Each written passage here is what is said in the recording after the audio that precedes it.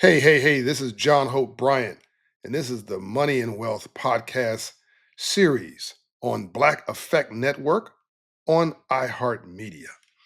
Tell all your friends about it. It is one of the top entrepreneurship podcasts in the nation. Last time I checked, number 32 or so of all entrepreneurship podcasts and top 5% of all podcasts in the country. Let's keep it going.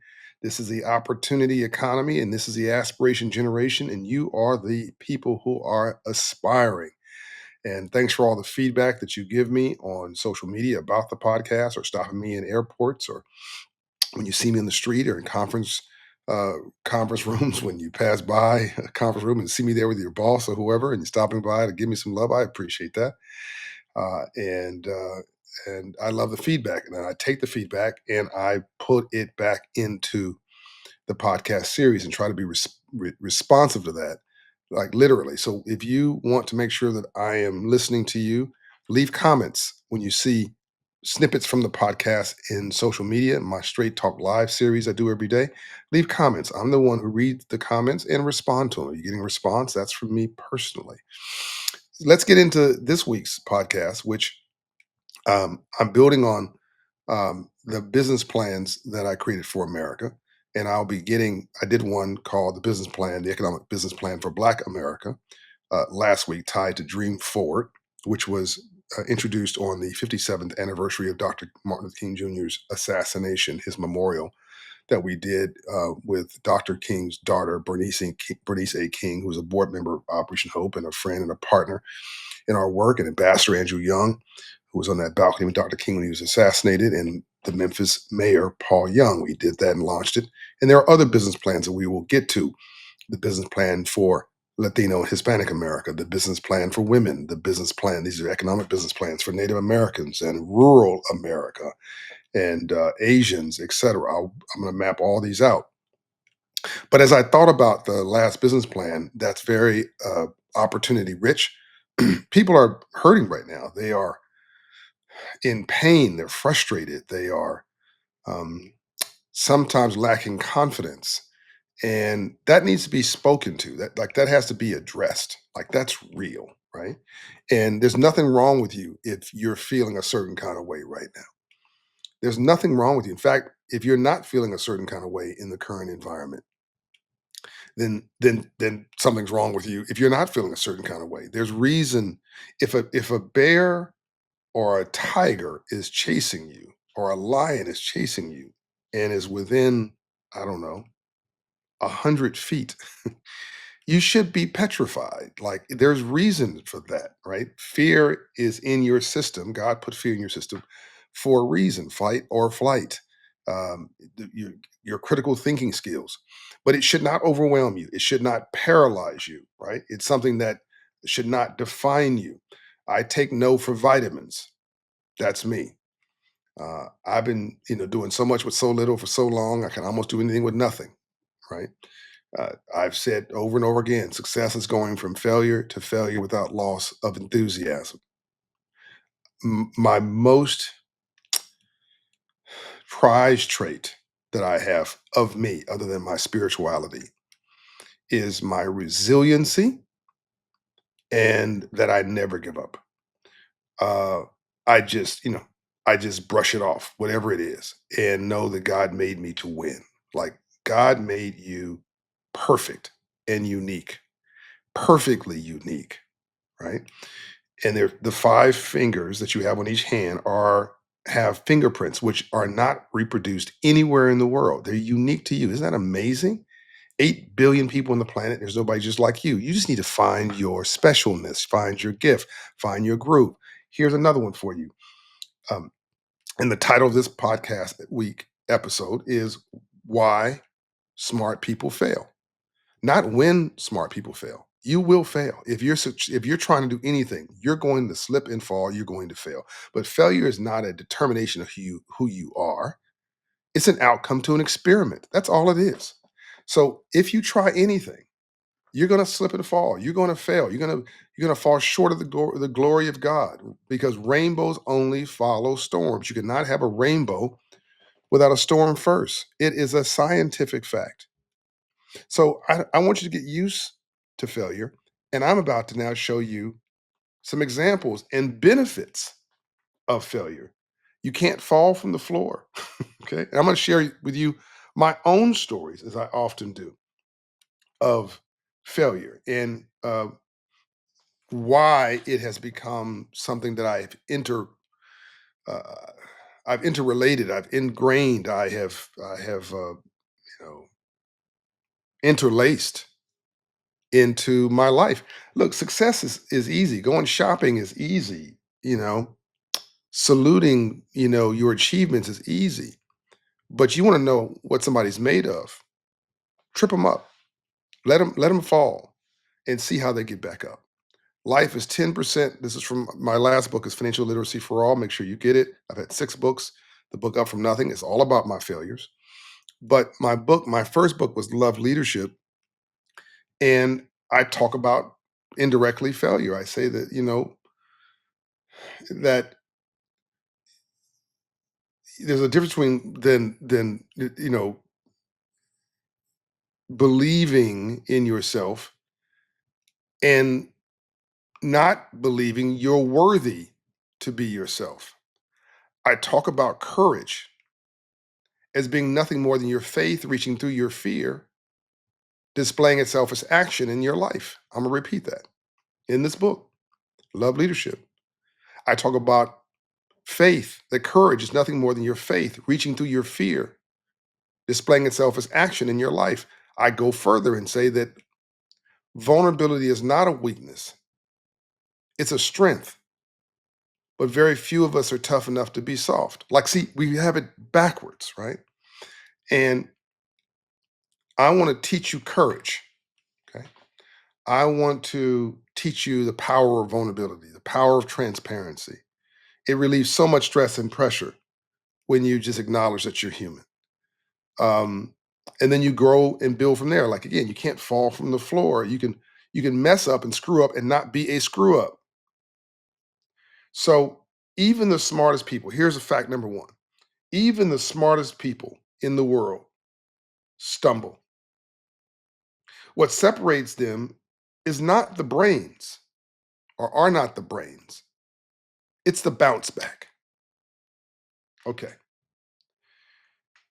So we're going to dig into some powerful truths. Smart people do fail. It's a fact. And they fail a lot. The question isn't if you're going to fail, it's what do you do after you hit the ground?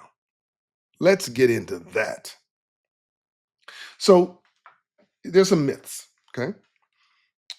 We live in a world that worships intelligence and degrees and titles and IQ points, intelligence.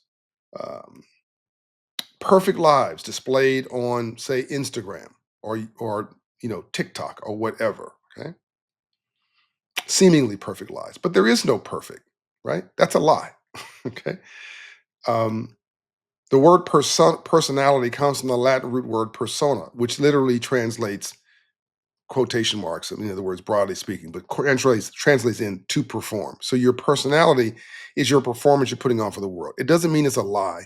It just means that it's separate from you. It is your character, it's your personality. Yep. Again, to perform. Okay. And when you meet somebody, you're meeting them, you're meeting the best version of them often, or you see somebody, seeing the very best version of them, right?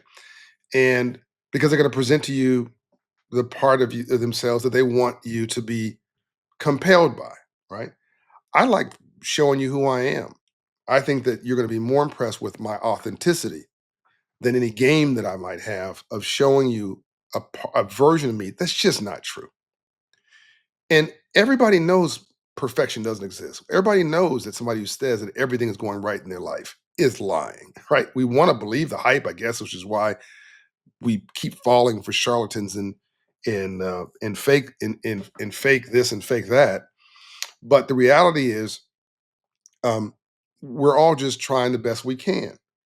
And I think the real hero is the one that just keeps getting back up. Can I get an amen? You hit me, you kick me, you knock me down, and I just keep back. That's why we always root for that underdog in the fight, in the prize fight, right? Who just keeps getting back up. So again, we live in this world that worships intelligence and degrees and titles and IQ, all important things. But intelligence alone does not equal success. Ambassador Andrew Young, my personal hero, my mentor, would say that he's met over the course of his life a whole series of educated fools. They have all these degrees and can't do anything and haven't done anything. They think that being smart enough and being smart is important, but they think that that is enough, and it is not. So there are Harvard graduates who are broke and brilliant people who are stuck in self doubt. The cemetery is full of people with unfulfilled potential. Um, I've met brilliant people who are homeless, and I've met idiots and fools who are massively successful. So intelligence alone is not enough. It's one of the pieces. Um, so here's one cheat sheet for you. Success equals intelligence plus resilience plus emotional agility plus grit. Did you get that? So if you have that combination, you are amazing, right? It's hard to hit a moving target or one that just never gives up. My brother and friend, the hyper hugely successful businessman Tony Wrestler, who happens to own the Atlanta Hawks, is how some of you might know him. But I know him from his business successes and his humanity. He would say, and I can't give this quote exactly because it's got some French terms in it. You figure that out on your own. But Tony would say, and I'm gonna clean this up. He would say, if you don't quit, you can't fail. If you don't quit, you can't fail. Just keep at it. Just keep getting up. Let's now get into some actual stories of success and failure, including my own. So let's talk about Steve Jobs, who I will add, and I didn't know Steve Jobs, but I've done enough research to say one, he was a genius, an absolute genius, changed the world for all of us.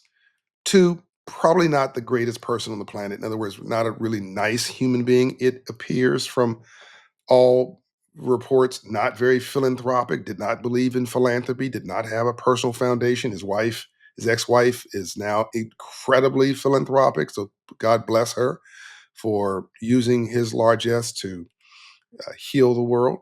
So, in other words, I'm not advocating for Steve Jobs as a human being here. I'm giving you an example of a faulty, maybe unhappy, um, highly imperfect person who succeeded anyway and changed the world. But that's not the part of Steve Jobs that I want you to focus on either. I'm just trying to break it down so you get him off of his idle claim, you get him off of his idle perch, right?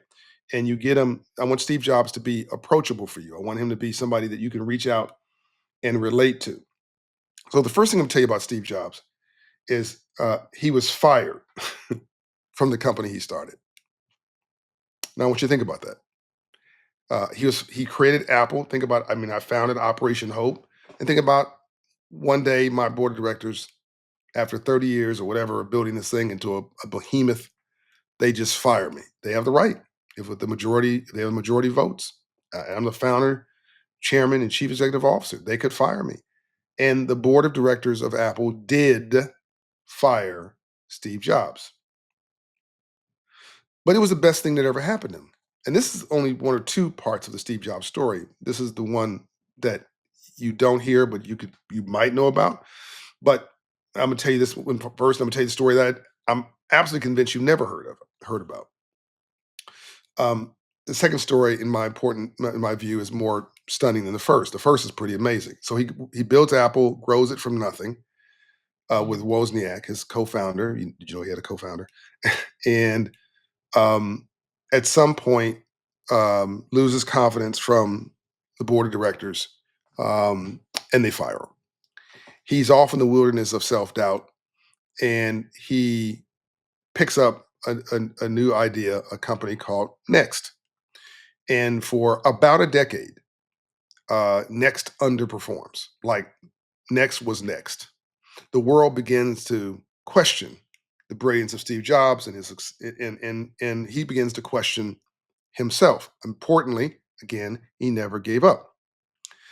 Uh, he then found some massive success that I believe even more important than his Apple success, at least to his net worth, because he sold a lot of the Apple stock when he was fired from Apple because you know, it was personal and I'm sure, felt some kind of a way about that, right? Not positive. So he starts Pixar, and Pixar becomes just this absolutely massive, massive success story.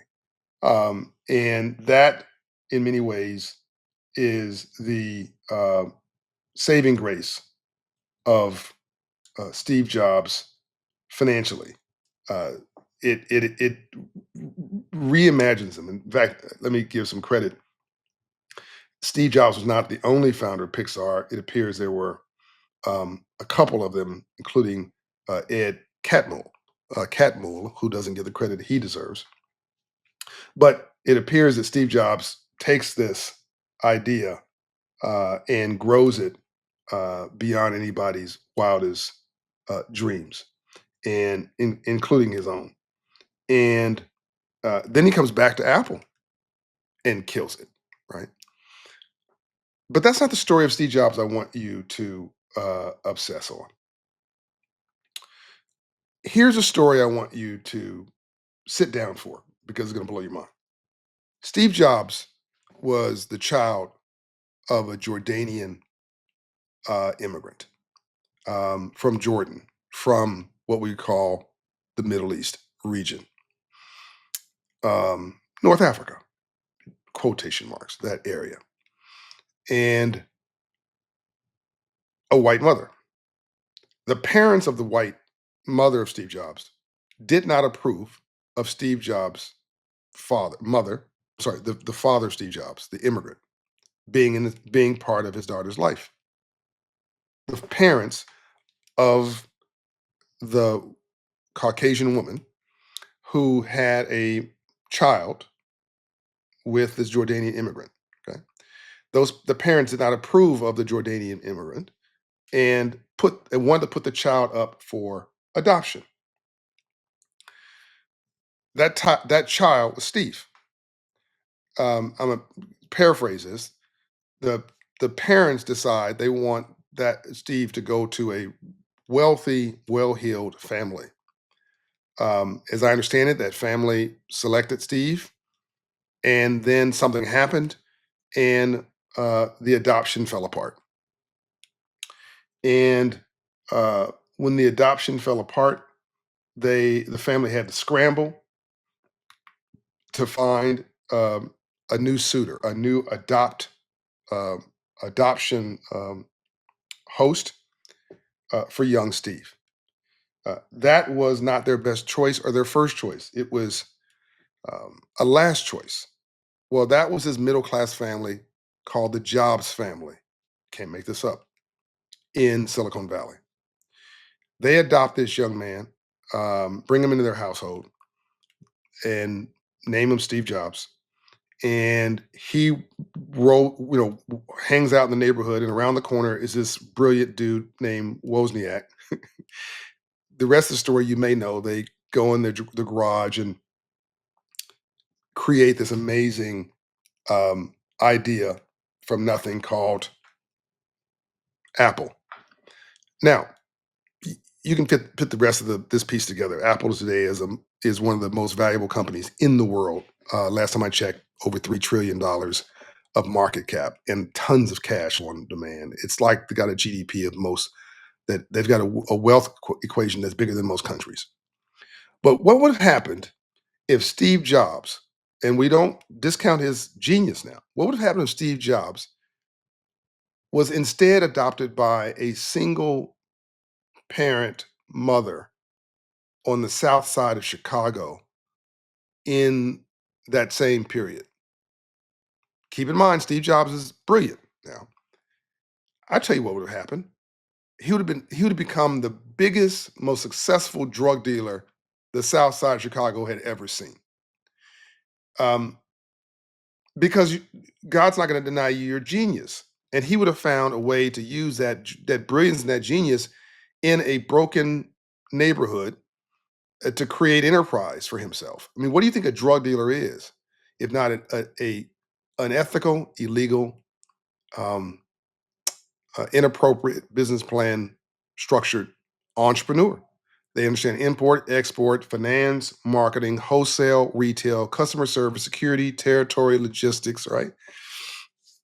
And what do you think a gang leader is in those neighborhoods other than a frustrated union organizer? These are genius, brilliant, amazing people with the wrong business plan, the wrong relationship capital, the wrong environment, the wrong, you want to call it luck, right? Of the gene pool.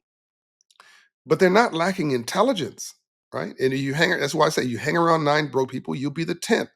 A lot of life is relationship capital. It's either luck of your zip code or reimagining your environment. And I keep trying to get you to reimagine your environment. And what am I trying to do today?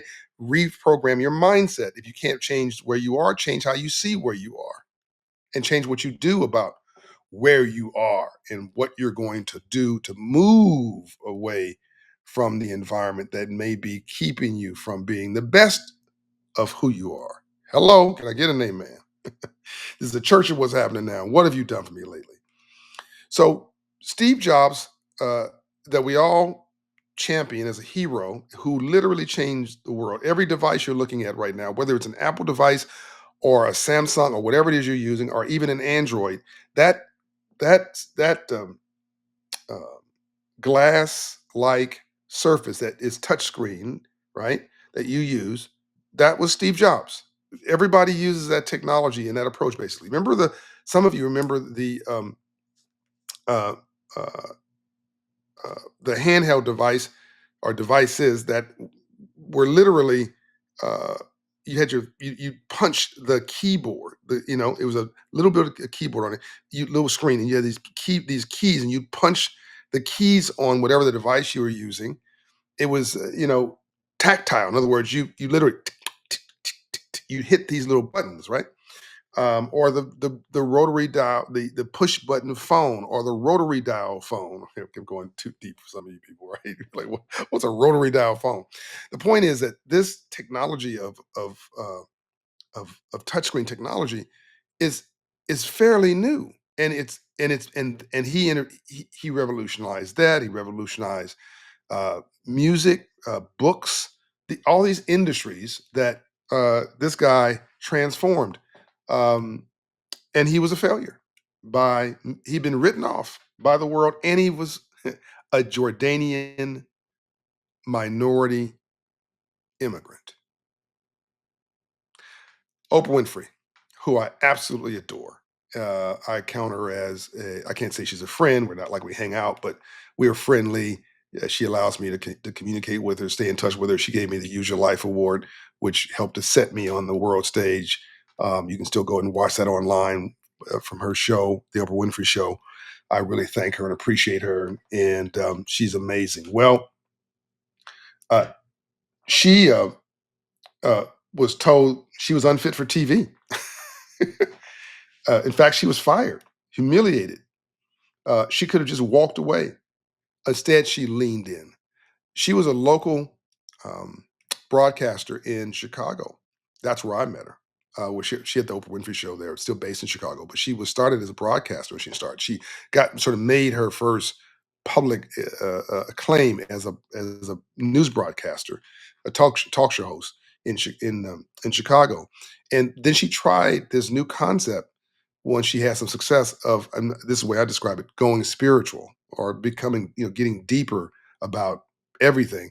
And the audience initially didn't know what to do with her, how to deal with her. And so the audience, the ratings did not support her ascension. In fact, the audience walked away from her. And I'm sure she had questions about. I'm sure she questioned herself, like, can I do this? Is this what I'm supposed to be doing? And she just stayed at it. She never gave up. And of course, the rest of the story is well known. She took off like a rocket. Once the audience clicked into that, if she didn't give up, the audience didn't give up. See what I'm saying? And it was just, once again, resiliency. And today she's iconic and singular in the world. President Barack Obama lost his first race, told he wasn't ready. 4 years later, U.S. senator. That's when I met him. I met him at the White House when he was a U.S. senator. 4 years after that, and by the way, when I met him at the White House, no one was paying him any attention. He had his assistant with him, um, and whose assistant introduced him to me, and the assistant said, "This guy is really passionate about financial literacy." And we talked very briefly. He didn't seem very interested in me, by the way, Mr. Obama at the time. I ended up serving him as a advisor, one of his advisors once he became president. But I remember we met him. I met him at the Bush White House, President Bush, the son, for Black History Month.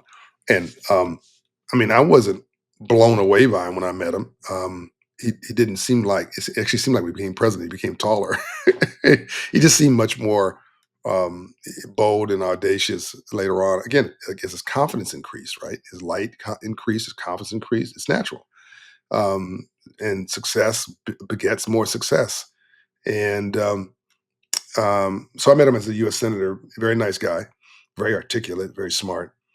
4 years after that, first black president of the United States of America, and I will add, the one of few presidents with no scandals. Can you believe that? Pretty amazing.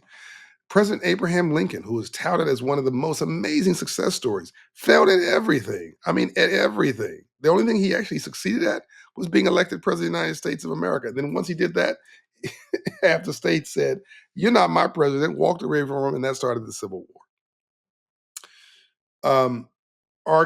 I'm sorry, J.K. Rowling, um, broke, depressed, rejected 12 times. Harry Potter was her last shot. Can you imagine? This thing that is touted around the world today, that was her last shot, right? Depressed, broke, and feeling like she had absolutely failed. Um, Let me now go to some other examples of uh, of of of success and failure, so that you can see that this is not a fluke. That uh, that this is not okay. John Bryan has mentioned some popular stories, but that can't be everything. Okay, let's go deeper. Walt Disney, fired for lack of imagination. Can't make this up. Right? Fired for lack of imagination. Fired from a newspaper job for not being creative enough. Um, his turnaround, went bankrupt several times before launching Disney Studios. Today, Disney is a global empire. Thomas Edison failed 1,000 attempts at his experiments. 1,000 times. Can you imagine trying something 1,000 times? This is not like casual. I mean, documented failures of 1,000 times. Took 1,000 tries to invent one thing. The light bulb that you take for granted every day. Tried 1,000 times to invent it. Failed every time. His turnaround story. He said, "I've not failed. I've just found 10,000 ways this won't work." His invention transformed, of course, modern life. Now, here's an untold story about Thomas Edison. Thomas Edison had a little intern um, that he paid no attention to, and he rejected, named um, Tesla. No, not the car. Tesla's named after an inventor, right? So that's another story for another time. But Tesla was a mentee of Thomas Edison, and Thomas Edison just dismissed him. And they both created amazing inventions, pioneered them. I think, going off memory here, but I'm pretty sure Thomas Edison, of course, the light bulb, and so you had one that created AC power and one that created DC power. Um, but they became competitors later on in their life. Um, Colonel Sanders, this is the chicken dude. Okay, rejected 1,009 times. He kept a number, he kept a log of this. His chicken recipe was rejected. This is, Kentucky Fried Chicken, right? His chicken recipe was rejected over 1,000 times before KFC took off. Hold on now. At age 62. Hello, did you hear that? But tell you another one, because by the way, most millionaires become millionaires in their mid to late 50s, right? That was my experience, by the way. Again, I'm gonna get into my success story and failure story in a minute. It really my success story is my failure story. Tell you one that is not obvious. Nelson Mandela, right? Um, went to prison at 47 years of age. Stayed in prison, went to prison, an angry black man at 47 years old. Stayed there 27 years in prison. Turned it into Mandela University, unofficial name for the prison, because he was teaching everybody. He was an inspiration. He wasn't allowing his captivation to captivate and control his mind, his soul, his spirit. We're not human beings having a spiritual experience. We're spiritual beings having a human experience, and energy matters. And he decided to turn his his uh, his jailers into his pupils, and his jail into a monastery of a place of education, inspiration, and and expression. He stayed there 27 years. Went in at 47, and really, what the thing that we know to be his success, right? He went in at almost 50 years of age, right? I mean, he didn't do that to close to 80 years of age. Really, between mid 70s and mid 80s years of age is when he did all the stuff, president of the country, an inspiration for the world. That basically decade period, he changed the world. I mean, Moses didn't know what he was even doing until he was 80. That's biblical if some of you don't know what I'm talking about. Vera Wang, bringing this back to earth again. Vera Wang, the designer, uh, failed her Olympic dream, didn't make the U.S. Olympic uh, uh, uh, figure skating team. Uh, she pivoted it into fashion. Now she's one of the most recognized bridal designers in the world. I often say, if I got what I wanted in life, I would not have wanted what I got. Be careful what you ask for; you just might get it. Jeff Bezos, $170 million flop. Amazon's Fire Phone was a major failure. Did you know there was a Fire Phone? He used the lessons though to help build what we now call Alexa and Amazon Web Services, which is now, hold on, a multi-billion-dollar success story. Um, Fred Smith, FedEx founder. The company almost died.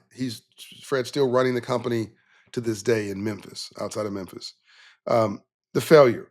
Well, the business was failing. It was not succeeding. Smith used the company's last $5,000 to gamble in Vegas to keep it alive. His turnaround story? FedEx is now a global logistics giant valued in the tens of billions. And no, do not take this advice that you think I'm giving you and take your last 5 grand to Vegas. I'm not saying doing that. I'm just telling you what he did and is a symbol of just never giving up. Henry Ford, and Henry Ford's great great grandson is a friend of mine, Henry Ford III, great guy who's on the board of my Motorsports Academy and on Operation Hope, and we're great friends. I really love him and love this story. Henry Ford uh, had 2 failed companies before the Ford Motor Company. His failure, his first 2 car companies failed. Investors pulled out. What was his turnaround? Built Ford Motor Company and revolutionized modern manufacturing. One step further, there were about 110, give or take, car companies between the year 1900 and 1910, I believe, that started in this revolution of the automobile that followed the revolution of horses.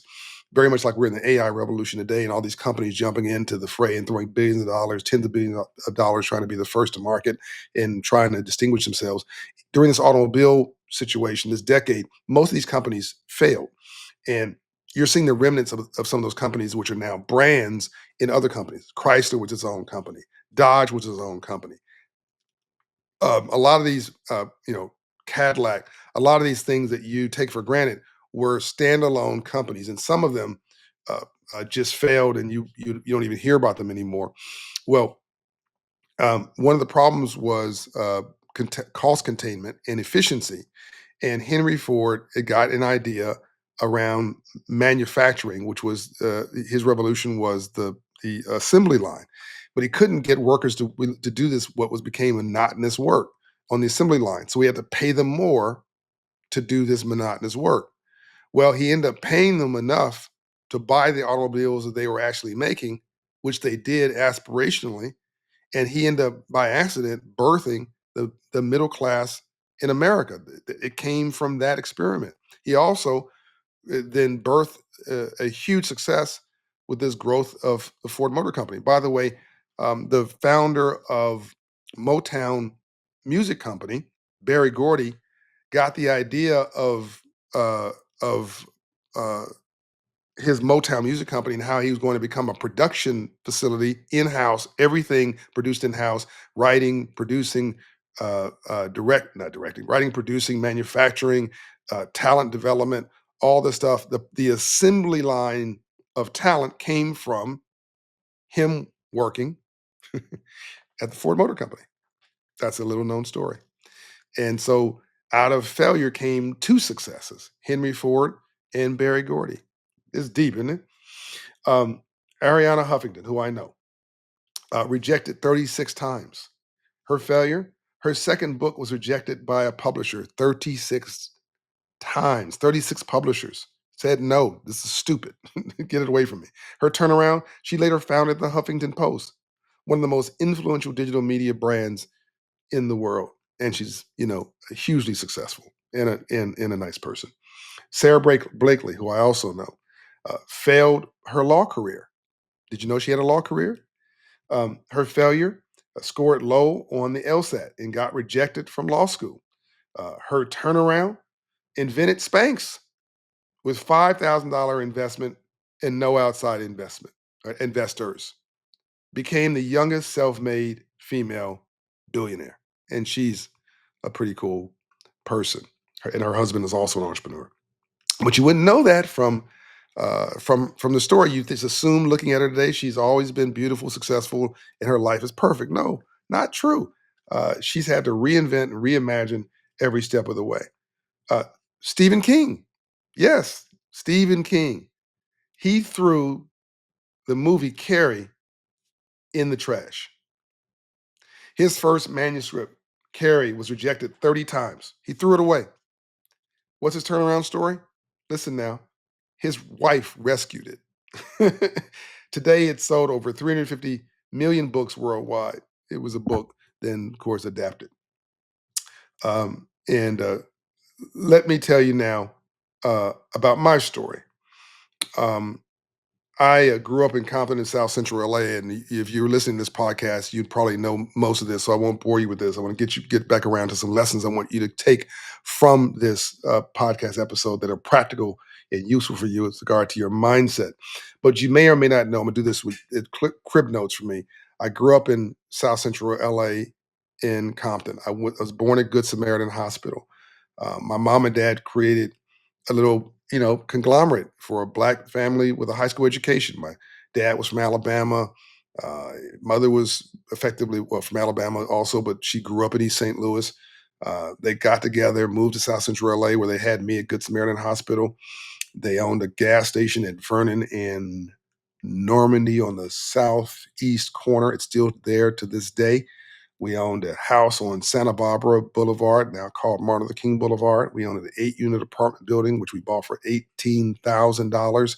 You could make the mortgage payment of 200 and some odd dollars on the income of two of the units that were rented out of the 8 units, and they lived in the third one, which means the rest of it was profit. If they just did that, that one property today is worth $8 million last time I checked. We owned our own home. We owned a cement contracting business. We owned a nursery business.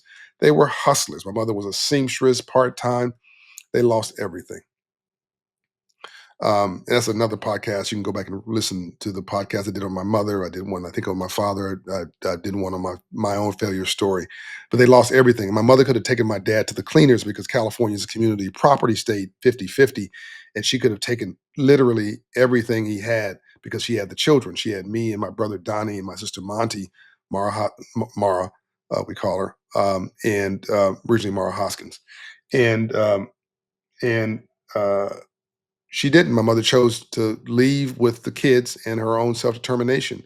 And with the 854 credit score and hustle in her heart, working an hourly job, became a millionaire later in her life, working an hourly job, buying and selling seven homes, putting down payments on a home for my sister, down payments on a home for my brother, getting me out of trouble when I had a debt I owed of $70,000. She loaned me the money. I paid her back. But she did all that just as a working class woman with a high school education and a $15 to $18 an hour job for 32 years. And she made handicrafts part time and sold that to her employees. She had a life insurance policy, a will, and she had real estate that she just kept. I mean, she died with $1 million net worth, up from nothing, right? And my dad unfortunately passed away, even though he was a businessman and very savvy. As a businessman, he wasn't savvy on money and financially illiterate and refused to learn lessons, and pride kills. I ended up having to take care of my dad for the rest of his life. Anyway, um, they're both been promoted, gone on to glory. I learned these lessons hard about money early on. My family net worth destroyed. We lost that apartment building, by the way, destroyed by financial literacy. That's why I'm so passionate about it today. Rainbows after storms. Operation Hope, which you all know about it by now, is the biggest financial literacy organization in America and by extension probably the world. The largest Black male founded community-based nonprofit ever founded in America. $75 million budget, $4.5 billion invested in communities, millions of clients, 1,500 offices. You hear all this stuff. What you may not know is that it almost went broke several times, right? In fact, what was really embarrassing was you had this guy promoting financial literacy, but the organization was not financially solvent for many, many, many years. And I was talking about, I mean, I raised some early money, has media attention, but the world really wasn't ready for me in 1992 and the 90s. And people laughed at me. They dismissed me. Um, and the organization struggled for sustainable funding and buy-in from major corporations. The companies you see now, they weren't there back then. Nobody believed in me. People just sort of waved me away. We were trying to sell financial literacy before anyone knew what that even meant. People didn't, they just didn't get it. Banks didn't fund it. Governments didn't support it. And and I didn't know how to scale it yet. Um, there were moments, a real low point where I really almost went broke with Operation Hope. My personal credit was shot after I founded Operation Hope. I was trying to save a nonprofit while losing grip on my own finances. I let my own business drift away when I was in my 20s trying to do something for community. It may not have been the best thing in the world, but I was committed and I had a vision. Imagine trying to teach America about money when you're struggling to make rent. I had to decide whether the mission was worth my last dollar. I bet on hope and I had to start over several times, and I just never, ever, ever gave up. I founded the Promise Homes Company, and that wasn't easy. And I had to learn the lesson and the language of Wall Street, the structure of institutional capital, the discipline of enterprising, building an enterprise and making it scalable. Yeah, I had a major success, and I built the company and sold it, but that was not easy. I mean, I had missed deals, missteps, missed moments. I mean, I had times when my partners were looking at me crazy when I was growing the company, but you know, believed and turned it around. And again, I've done a whole episode on that, and sold the company for north of $100 million, and had a couple $100 million credit facility tied to it. And I sold it into a joint venture for which I own as a limited partner a stake in, and I'll probably be transitioning out of that soon. I resigned as chairman last year because I'm just not involved in the business, and if I can't control the narrative and know where it's going and have some influence over it. I don't have an ego about it. I'm like, if I, been there, done that, had the T-shirt. I proved I could build a company and sell it on Wall Street. They call it clip a coupon on Wall Street. I proved that I could build a company from the streets and sell it to Wall Street, um, institutional investors, and so nothing left to prove there. And so I'm still a limited partner, but again, I'm going to probably transition out of that completely here soon. Let them go do what they want to do, um, and I'm going to do something else, and I'm good with that, right? So you don't fall. You just if you're going to fall, fall forward, but you're not. It's not a failure when something doesn't work out the way you want it to. It's the end of an experiment. That's all it is, right? No one teaches you how to run a $200 million business in Compton, California, but I learned by failing, by asking, and by doing. See all these books around me? I'm constantly learning. Quincy Jones, dear friend of mine. How'd you get so smart, Quincy? Answer: I'm just nosy as hell. I want to know everything about everything. God gave you two ears and one mouth, so you listen twice as much as you talk. So from failures, the failures became a blueprint in many ways. Operation Hope today is a $75 million give or take budget, one of the largest black male founded and run nonprofits even to this day. Um, again, built and sold a major real estate business. I co-chair national initiatives, including the AI Ethics Council with Sam Altman and Financial Literacy for All with Doug McMillan of Walmart, CEO, who's a great guy. But none of this would have happened without my failures. I've been broke, I've been underestimated, I've been embarrassed, but I've never been done. Failure didn't stop me. It shaped me. Woo! I asked failure, um, what lessons do you have to teach me? And I was there to be the writer of my last chapter. What about you? So, going back now to your lessons, okay, here's some stuff I want you to spend some time on and understand. Number one, well, here's some useless emotions: guilt, shame, blame, judgment. As Bible suggests, don't throw rocks in a glass house. You might hit yourself, right? So, guilt, shame, blame, judgment. Who has the right to judge you? That's between you and God. There is no perfect. I started out by saying that. So, like, people want to judge you, like, consider the source. Who's talking to you? If somebody's going to give you some critique or criticism, consider the source. Are they successful? Right? We often spend our time trying to model or impress somebody we don't even want to be like. Who's telling you that you can't do it? Did they do it? Who's telling you can't succeed? Did they succeed at a high level? Who's telling you can't be a homeowner? Do they own a home? Who's telling you can't be a business owner? Have they had a successful business? Who's telling you can't make a business and sell it on Wall Street? Have they made a business and sold it on Wall Street or on Main Street or on any street? Consider the source. I tell people all the time, I like what I'm doing much better than what you're not doing. That's right. I like what I'm doing much better than what you're not doing. Right? Criticism is a cheap sport. People standing on the sidelines throwing rocks cannot get in the game and play themselves, but they are professional critics. I don't need a chief criticism officer. I need a partner. I need a contributor. All right? Hustle over everything. See my t-shirt? Hustle over everything. That's what I'm talking about. Perfectionism, right? You're waiting to be perfect. You'll wait forever. There is no perfectionism. There is no perfect. This is the best you can do. So become perfect in your imperfection and leave the rest of that stuff alone. Just relax. I used to walk around my rear end tight all the time. I trying to be perfect. About to give myself hypertension and anxiety. Like, just chill, right? If you're gonna pray, why worry? You're gonna worry, why pray? Number two, you have fear of judgment. You care too much about what people think. That fear will trap you. Are we having church yet? Come on now, talk to me. Talk to me now. There are some people who have an imposter syndrome, right? They fear that they really are not who they purport to be. Um, well, without God, without a higher power pouring into us, without us having the humility of understanding that we are enlightened because we have been set in the light, we've been given a gift, and we got to do something with it. without help from the universe, yeah, you might be an imposter. But if you know that you're God's child and you're special and you're here to make a difference and you got gifts and to share, you're just catching up with your potential. That's all you're doing.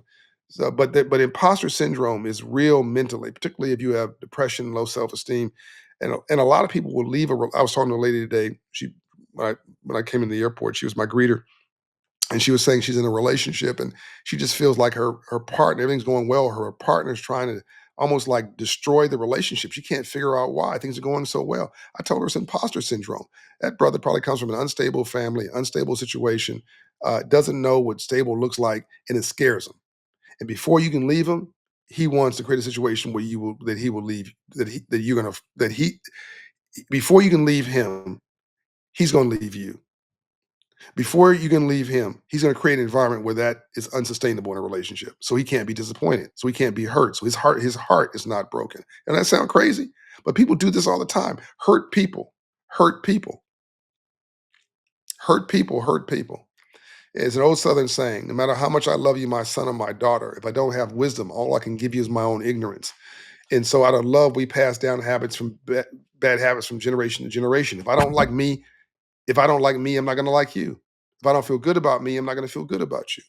If I don't respect me to respect you. If I don't love me, I don't have a clue how to love you.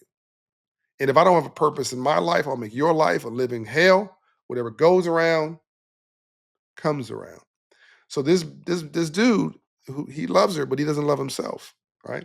I asked a friend of mine years ago, why does a genius like John Belushi or Marilyn Monroe, these were, for those who are not like movie buffs or entertainment celebrity buffs, these are heroes and sheroes of the 80s and 90s. Well, Maryland's before that, 60s. Why did Marilyn Monroe and John Belushi go out like that, take their own life? And she said she was Rose Catherine Pinkney was her name, is her name, friend of mine. She was an executive at a studio. She said the same thing that gives them creative genius tears them up on a sunny day. They just can't handle normal. They need drama. It's deep, but when you're emotionally unstable, you don't want things to be normal. You need the drama of it all, which is going to ultimately destroy you. So it gives you brilliance, but that candle that's burning is going to burn you up too. So I need you to like get into your dharma here to heal your pain. Number 3, overconfidence. Smart folks believe they can't lose, but they forget to prepare. They also failed the Andrew Young test of men and women fail for 3 reasons, he said: arrogance, pride, and greed. I'm dealing with some folks right now full of pride and arrogance and probably greed too. And they can't help themselves. They can't get out of their own way. And in my opinion, they can't help but fail, even though they're really smart. So you got to step over mess and not in it, right?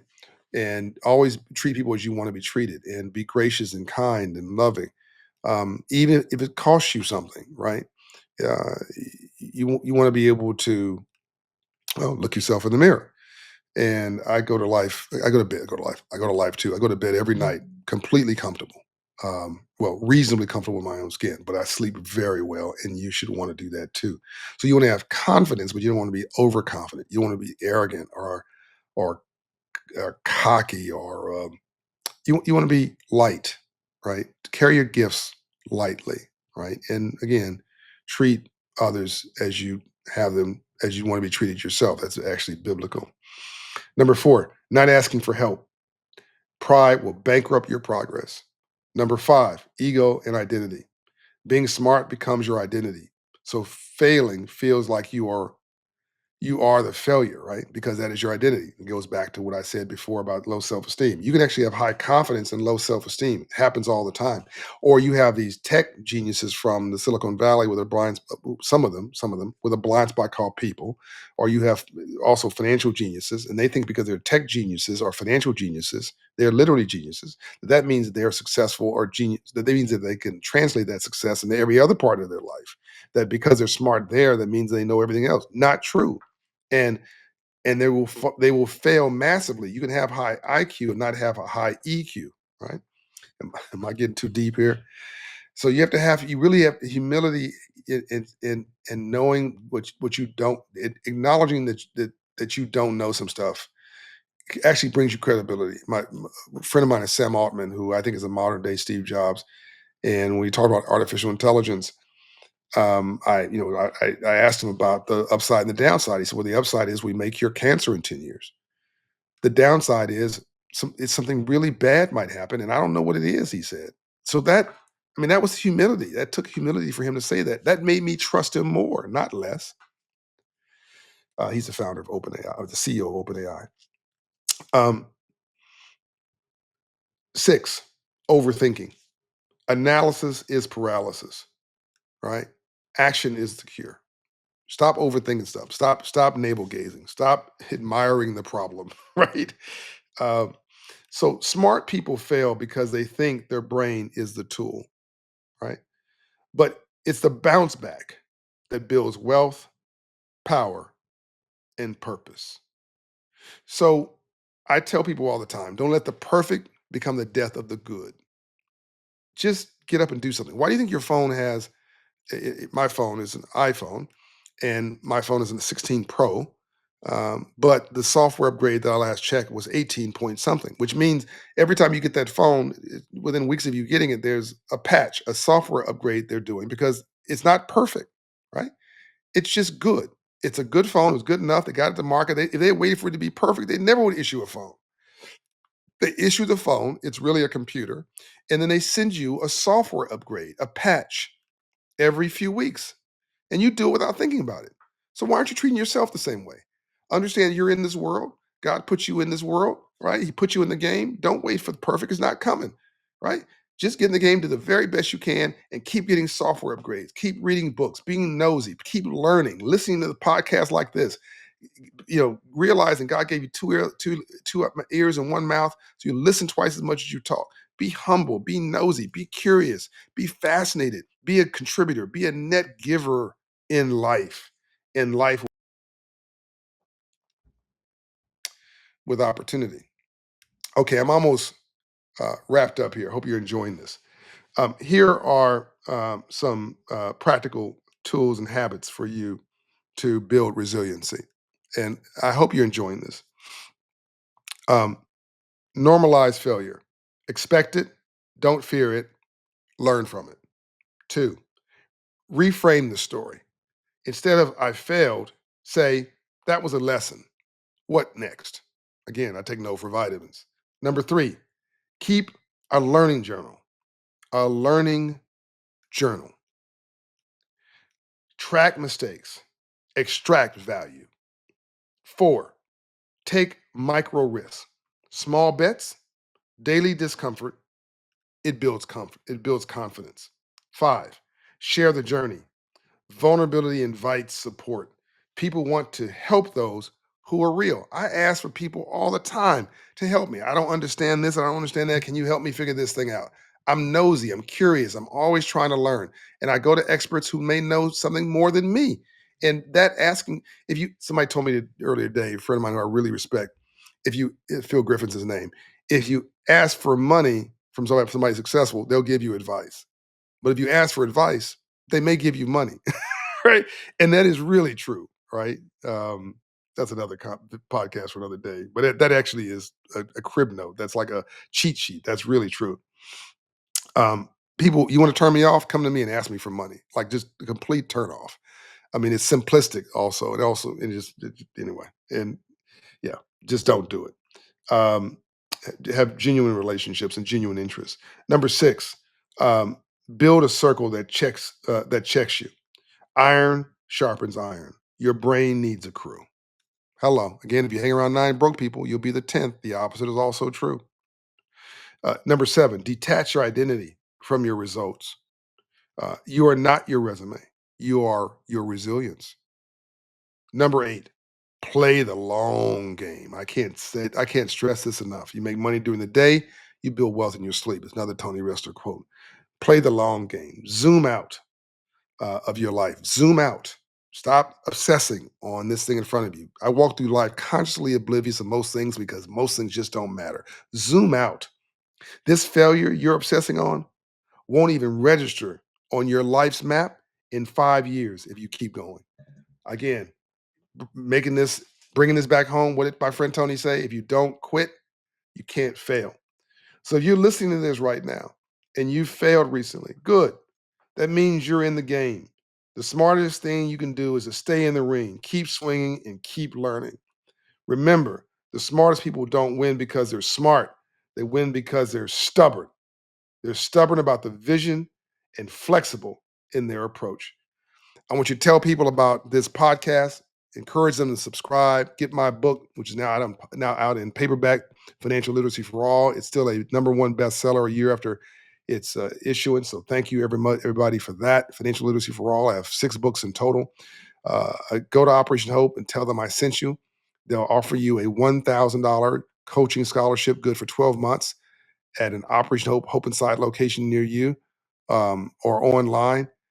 This is $1,000 that will help you, like a private banker, wrap around you, wrap all the support around you, one-on-one coaching and counseling, get your credit score up, your debt down, your savings up. So a bank can tell you, yes, a bank, credit union, a credit provider of prime credit to get you in this game, in this opportunity economy. And I really run out of time here, and I really should shut up because I've talked way, way too much. But I also want to leave you with some practical hope. So let's say you've been laid off from a job, or you're one of the people that's been fired from the federal government or whatever, and you're trying to figure out how you're going to replace that income, and how do you reset your life at 30 or 40 or 50 years of age. I'm gonna give you a couple real practical examples you may not be thinking of. Did you know, and I'm gonna do a social media post just on this. Did you know that there's a massive need in the age of artificial intelligence? There's a massive need for by 2030 of almost 1 million plumbers and electricians. And you're like, John, did you save all that your breath to tell me that? Hold on, check this out. There's a 6% projected annual growth rate for plumbers. There's a need of about 40,000 plumbers a year because people are aging, they're leaving the job. There's not enough immigrants and young people coming up to take the positions, which is why we need diversity and immigration. That's a whole other conversation. Electricians, not very similar story. 11% annual growth rate, 80,000 job openings every year. Same sort of situation.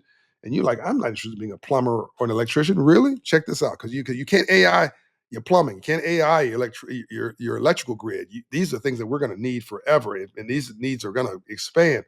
And so check this out: entry level plumber, about $52,000 a year. Hello. You can get a trade certificate for this. You don't need to go to a 4-year university or college and make $25 an hour. A journeyman plumber, 65,000 a year. A master plumber, median income, hold on, $110,000 a year. Overall median income for a plumber, you know, $61,000. I mean, that's solid middle class. Electrician, entry level, $58,000 a year, about 28 bucks an hour. Intermediate plumber, electrician, 2 to 4 years of experience, $68,000, 69, almost $69,000 a year. A senior electrician, 46 years of experience. It's like going to college, right? But this is practical experience. You're making money while you're learning. $74,000 a year. This is like balling middle class. Oh, and you're your own person. You set your own schedule in many cases. You have your own business. The overall median for an electrician, $61,000 a year. Now, it could be more than that, less than that. But the point is, there are options everywhere. Just again, as my brother Tony said, never, ever, ever give up. If you don't quit, you can't fail. John O'Brien, this is Money and Wealth. I'm out.